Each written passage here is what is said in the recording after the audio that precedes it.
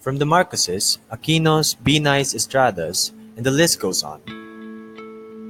For decades, Philippines has been ruled by the same families over and over again. It has been part of our culture. Political dynasty. Is this what keeps the Philippines from improving? But first, what is political dynasty? Political dynasty is the repeated election of close relatives with the same surname to offices in the government. But the Philippine Constitution does not allow political dynasties according to Article 2, Section 26. The state shall guarantee equal access to opportunities for public service and prohibit political dynasties as may be defined by law. Data from the University of the Philippines Halalan website show that 250 political families have dominated Philippine politics at the national and local level. 56% of the political dynasties come from old political elites. For the 80 provinces of the Philippines, 73 of them have dynasties, equivalent to 94%. How do political dynasties affect the government and its people? The Constitution limits the terms of service of the political officers for other future candidates to have a chance to serve the people. According to Article 6, Section 4, the term of office of the senators shall be 6 years, and no senator shall serve for more than 2 consecutive terms. There is no limit as to the number of years one can serve as senator, but it is prohibited to serve for more than 2 successive years.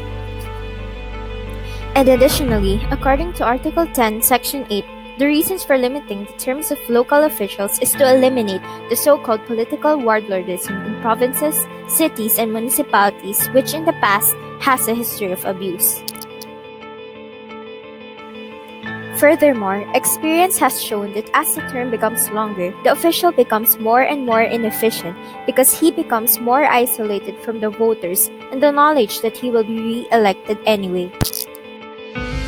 What is the importance of this prohibition? To strengthen the principle of equal access to opportunities for public service, to give way to more deserving individuals to serve the people, to lessen the possible corruption in the alliances of political families, and to promote efficiency in public service. Current issues.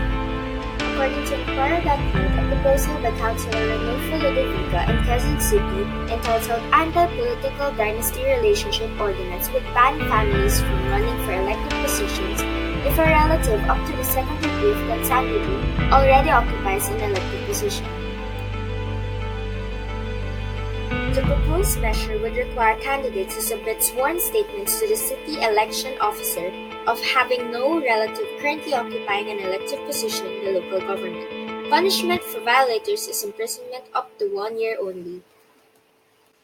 Last June 2015, Rodrigo Duterte, in an interview with ANC, said that he thinks the anti-dynasty bill, which prohibits first-degree family members from running for public office, is undemocratic since it is hindering their rights to become a candidate.